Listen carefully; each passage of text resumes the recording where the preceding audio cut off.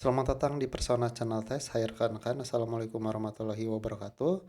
Dan bagi rekan-rekan yang akan mengikuti seleksi CASN P3K, teman-teman bisa mengikuti video kali ini. Dan di video ini kita khususkan untuk kompetensi teknis bidan ya. Dan soal-soalnya itu mengacu Permen-Pan RB nomor 36 tahun 2019. Dan juga saya akan berikan informasi terkait tes-tes apa saja yang akan teman-teman dapatkan pada saat nanti CAT BKN ya teman-teman. Dan sebelum kita mulai jangan lupa di-subscribe, dan jika sudah di-subscribe langsung saja kita ke materi tes kompetensi P3K untuk tahun 2024. Jadi untuk materi tes kompetensi P3K teknis itu mencakup kategori teknis manajerial, sosial kultural, serta wawancara. Jadi ada 4 subtes. Nah, di tiap subtes itu tujuannya untuk apa dan soalnya apa saja. Yang pertama itu tes kompetensi teknis. Dan kompetensi teknis ini ditunjukkan untuk menilai penguasaan pengetahuan, keterampilan, sikap perilaku yang berkaitan dengan teknis jabatan, dalam hari ini adalah bidan ya. Kemudian yang kedua, subtes yang akan teman-teman dapatkan atau yang harus teman-teman kerjakan pada saat nanti CTBKN yakni kompetensi manajerial. Untuk P3K ya teman-teman, kalau misalkan untuk uh, CPNS itu beda ya. Itu yang pertama itu tesnya TKD dan ada SKB serta psikotes. Kalau misalkan untuk P3K itu hanya teknis, manajerial yang ini ya. Nah, untuk di manajerial ini sendiri, tujuannya itu untuk menilai kemampuan dan perilaku individu pelamar dalam berorganisasi. Nah, tesnya sendiri itu mengacu pada soal-soal integritas, kerjasama, komunikasi, orientasi pada hasil, pelayanan publik, pengembangan diri dan orang lain, serta mengolah perubahan dan pengambilan keputusan. Dan untuk soalnya serta tryoutnya, teman-teman bisa cek linknya di deskripsi ya. Silahkan ikuti tesnya. Kemudian saya tidak masukkan ke sini teknis ini digabung itu karena cukup panjang ya kalau misalkan digabung, jadi saya dipecah untuk tes manajerialnya. Silahkan cek linknya di deskripsi. Kemudian yang ketiga, tes yang akan teman-teman dapatkan yakni terkait sosial kultural. Di sini itu bertujuan untuk menilai pengetahuan dan sikap yang terkait dengan pengalaman berinteraksi dengan keberagaman dalam masyarakat. Nah, soalnya sendiri itu terkait keberagaman agama, suku dan budaya, perilaku, dan wawasan kebangsaan. Untuk kompetensi sosial kultural atau sosiokultural ini, teman-teman bisa cek linknya di deskripsi ya untuk ikuti materi dan tryoutnya juga. Selanjutnya, tes yang keempat atau subtes yang terakhir, yakni tes wawancara. Itu bentuknya pilihan ganda, jadi bukan langsung wawancara. Dan kompetensi atau soal-soalnya itu terkait dengan aspek kejujuran, komitmen, keadilan etika, dan kepatuhan. Jadi jawabannya jangan jauh dari ini ya, kejujuran, komitmen, keadilan etika, dan kepatuhan. Selanjutnya teman-teman, untuk soalnya sendiri teknis untuk jabatan fungsional di sini nakas, jumlah soalnya itu 90 soal ya teman-teman.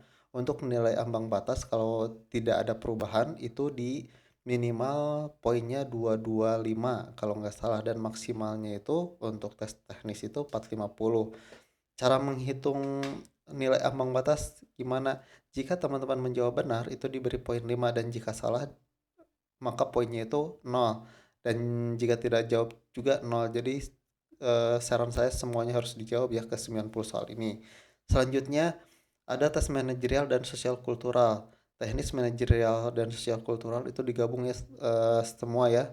Kemudian untuk manajerial itu 25 soal dan sosial kultural itu 20, dengan poin manajerial itu diberi poin 4 tiap jawaban teman-teman sesuai, dan paling rendah satu, dan jika tidak menjawab itu 0.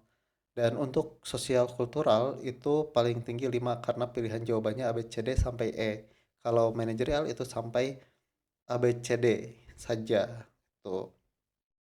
Oke, dan soal-soal manajerial sosial kultural teknis itu digabung ya teman-teman. Ketika sudah selesai, nanti silahkan disubmit pada sistem CAT, nanti akan dilanjut untuk tes wawancara. Dan wawancara sendiri itu pilihan ganda dan jumlah soalnya itu 10. Kemudian poin nilai ambang batasnya itu di 24 dan maksimalnya itu di 40. Seperti itu ya teman-teman. Jadi saran saya jawab semua soal ya. Seperti itu, time management juga harus bagus ya teman-teman. Jadi di tryout ini saya juga akan berikan batasan waktu untuk teman-teman mengerjakan soal. Jadi agar terbiasa seperti itu ya. Kemudian syarat pendaftaran di sini teman-teman bisa baca siapa saja yang dapat mendaftar pada seleksi P3 Kanon Guru, yakni nakes ya, yakni WNI yang berkeinginan dan memenuhi syarat sesuai peraturan masing-masing instansi dari formasi, jabatan, dan yang lain-lain selama batas usia yang dipersyaratkan terpenuhi. Nah, batas usia pelamar itu seperti apa? Nah, saat mendaftar batas usia pelamar itu di tahun 2022 dan seterusnya ya, di tahun 2024 minimal itu 20 tahun dan paling tinggi 1 tahun sebelum batas usia pensiun ya. Seperti itu. Ketentuan umum pelamar dapat mendaftar pada seleksi P3 Kanon Guru. Nah, teman-teman bisa cek ya di sini dibaca. Selanjutnya dengan KTP, saya KTP belum ada, itu pakai KTP sementara atau surat eh, keterangan kependudukan ya. Kemudian nah untuk ijazah kalau misalnya teman-teman belum dapat ijazah nanti ada di persyaratan di SSC ASN ya. Nah, silahkan cek instansi terkait yakni BKD masing-masing ya, misalkan untuk Bandung misalkan BKD Bandung, silakan masuk ke portalnya, di sana lengkap dengan persyaratannya. Ini akreditasi jurusan juga ada persyaratannya, jangan lupa ya. Ini kemudian selanjutnya ini jika teman-teman STR-nya bermasalah ya bisa hubungi di sini. Nah, di sini yang ke-10 persyaratan lainnya ini di instansi masing-masing. Jadi pantau terus atau follow BKD masing-masing. Selanjutnya dokumen yang harus teman-teman siapkan pada saat nanti pendaftaran di SSC ASN ini adalah file-filenya yang harus dipersiapkan saat ini supaya tidak uh, keteteran ya teman-teman. Selanjutnya ini harus sesuai ya, harus sesuai ekstensinya serta ukuran filenya. Ini ya saya sudah cantumkan, jadi tinggal dikompres saja ke kebesaran. Selanjutnya untuk Permen Pan RB nomor 36 tahun 2019 itu tentang apa, yakni tentang bidan ya. Nah, ada yang pertama bidan ahli pertama kemampuan umum ini untuk kisi-kisinya ya berdasarkan Permen Pan ini, yakni penerapan perilaku sesuai kode etik bidan, komunikasi efektif dengan klien dalam memberikan pelayanan kebidanan, penerapan manajemen dan kepemimpinan dalam praktek kebidanan, kemampuan khususnya pelayanan kesehatan ibu, pelayanan kesehatan anak, pelayanan kesehatan reproduksi dan KB, kemudian pelayanan kebidanan komunitas, pengelolaan pelayanan kebidanan, pengelolaan program pemerintah, kemudian untuk yang formasi bidan terampil, itu kemampuan umumnya penerapan asuhan kebidanan, kompetensi dan peran bidan, aspek hukum kebidanan, kemampuan khususnya pelayanan kesehatan ibu, pelayanan kesehatan anak, pelayanan kesehatan reproduksi perempuan dan KB, pelayanan kebidanan komunitas, pelaksanaan program pemerintah. Nah, ini untuk Permen Pan RB nomor 36 tahun 2019. Sebelum mengerjakan atau mempelajari materi yang lain, silahkan pahami dulu terkait Permen Pan RB nomor 36 tahun 2019. Nanti saya akan drop di deskripsi ya. Jadi teman-teman silahkan unduh dan mohon dibaca ya. Mohon dibaca supaya teman-teman lulus ya. Semoga teman-teman lulus ya. Jadi kuncinya di sini ya Permen Pan RB, karena soal-soalnya itu tidak akan jauh dari Permen Pan RB, karena di Permen Pan RB sudah termasuk penerapan perilaku. Nah, yang kurang-kurangnya baru teman-teman cari di materi kuliahan yang dulu ya, dibuka-buka lagi seperti itu. Dan mari kita mulai ke soalnya. Jadi untuk soal kompetensi, oh maaf saya belum rubah ya, ini masih apoteker. Saya rubah dulu. Oke, saya sudah rubah ya untuk kompetensi teknis bidan, dan untuk soalnya itu ada 20 detik untuk pengerjaan, dan nanti setelah waktu habis 20 detik nanti akan ada pembahasannya, dan juga jika teman-teman mengerjakannya benar silahkan beri poin 5 ya. dan jika salah 0. Nanti dihitung jumlah keseluruhannya apakah masuk passing grade atau enggak. Minimal di 225. Oke, mari kita mulai ke soal yang pertama, silahkan dikerjakan.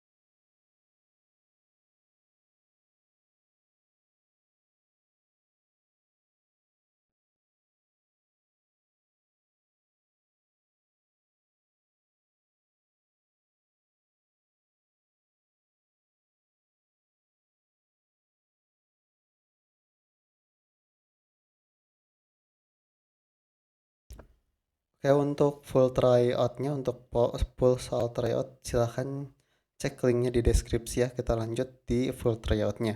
Sekian dari saya, mudah-mudahan bermanfaat. Wassalamualaikum warahmatullahi wabarakatuh.